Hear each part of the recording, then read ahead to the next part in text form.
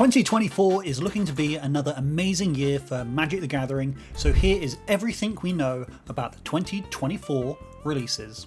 To start off the year, we have Ravnica Remastered dropping on January 12th. Ravnica Remastered is akin to Dominaria Remastered and Timespa Remastered, where it is a set composed entirely of some of the best cards from that specific plane or block. In this case, Ravnica Remastered is pulling cards from Ravnica City of Guilds, Guildpact Dissension, Gatecrash, Return to Ravnica, Dragon's Mage, Guilds of Ravnica, Ravnica Allegiance, and War of the Spark.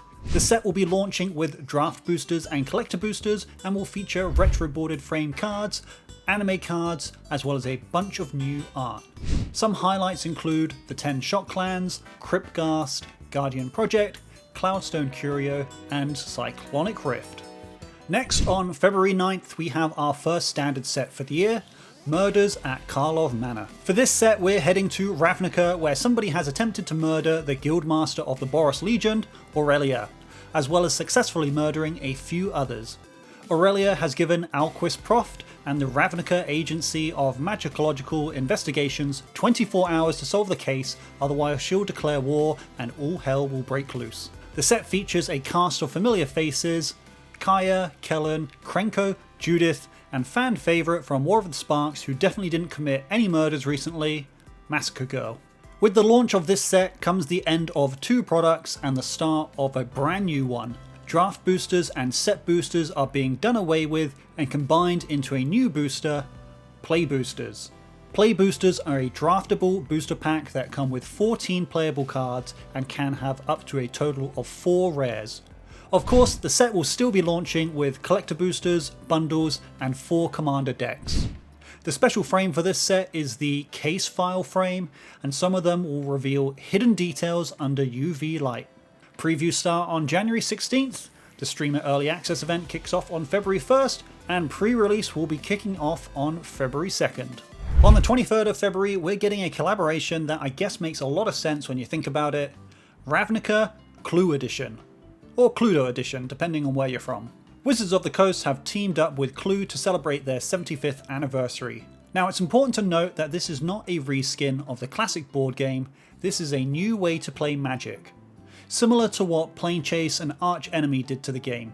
It's Magic the Gathering, but with Clue elements. While the official rules haven't been released at the time of recording, we can deduce a lot from the Amazon listing of the game. This version of the game is designed to be played with 3 to 4 players, but can be played with 2. The bundle comes with 8 Ravnica Clue Edition boosters. These are effectively Clue Jumpstart packs, which mention each features 1 new rare card. Whether that simply means a Murder at Karlov Manor's rare or a Clue Edition exclusive rare remains to be seen. You also get 21 evidence cards that are playable MTG cards, which include 10 land crime scene cards, all taken from the original Clue game, 5 artifact murder weapon cards, again all taken from the classic game of Clue. However, interestingly, the revolver weapon has not been included, and 6 borderless suspect cards, which are legendary creatures. So far, only Senator Peacock and Commander Mustard have been revealed, with the remaining 4 expected to be shown on January 16th. One thing worth noting is that one of the murder weapons, the lead pipe, has been revealed that it will be a part of the main Murders at Karlov Manor set, which implies the rest of the murder weapons, at the very least, will be too. I doubt we'll see the murder suspects in the main set, but there's a good chance we'll see the lands. The rest of the box includes 4 hidden info screens, 1 evidence notepad, 1 case file envelope, and of course the storage box. Each Ravnica Clue Edition also comes with 1 foil Shockland featuring brand new art. As far as gameplay goes, the Amazon listing says the following: there are 2 ways to win. Solve the mystery before your rival sleuths, or be the last detective standing. Guildmage Body lies slain in his manor, and it's your job to determine the manner of his demise. Gather evidence when you deal combat damage, then follow the clues to crack the case. So it sounds like gameplay is just a standard game of Jumpstart Magic where you need to get your opponents to 0 life, but there's an alternative win condition where if you collect enough clues by dealing combat damage, you solve the mystery and win the game. We'll be getting more information on January 16th, but otherwise Ravnica Clue Edition releases on February 23rd with a launch party event happening that same day and weekend.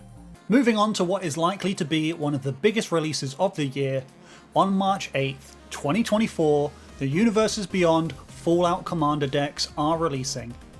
Similar to the Doctor Who release in 2023, this drop will include 4 Commander decks as well as collector boosters, which will contain Surge foils and alt art treatments of the same cards that appeared in the Commander decks.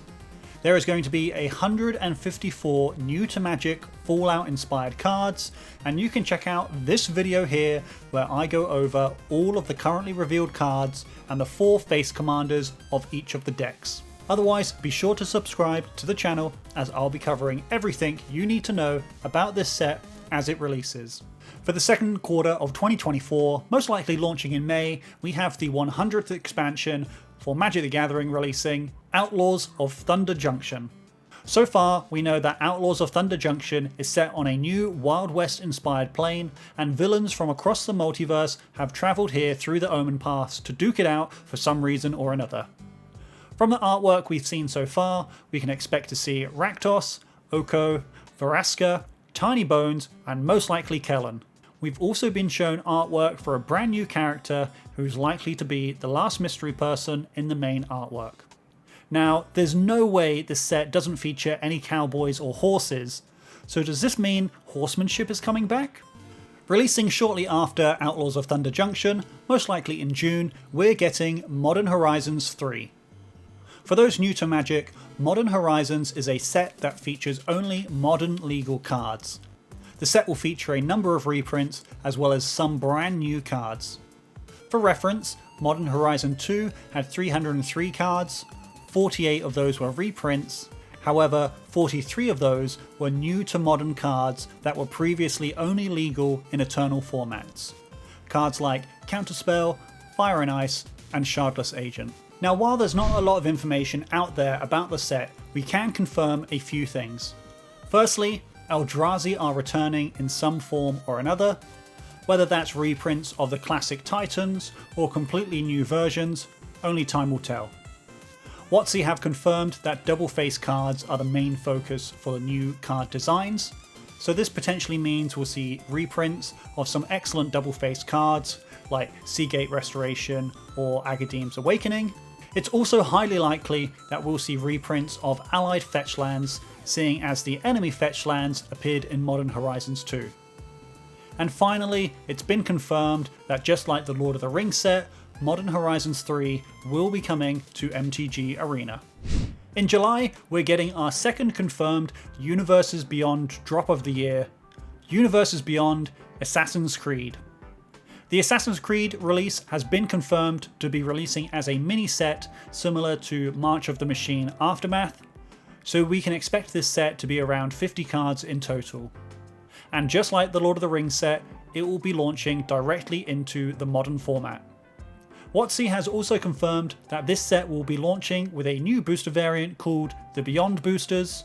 Here's hoping WotC has learned a number of lessons after the release of Aftermath, as even Mark Roseward himself has confirmed that Aftermath is one of the worst performing Magic products of all time. Heading into the third quarter of the year, we get our third standard set of the year, Bloomburrow, likely launching in September. Set on a brand new plane, Bloomburrow is a world without humans. Effectively, what we're getting is, what if Zootopia and D&D had a baby? So far, all we know is that the story is going to follow a ragtag team of anthropomorphic adventurers that must band together to go on an important quest.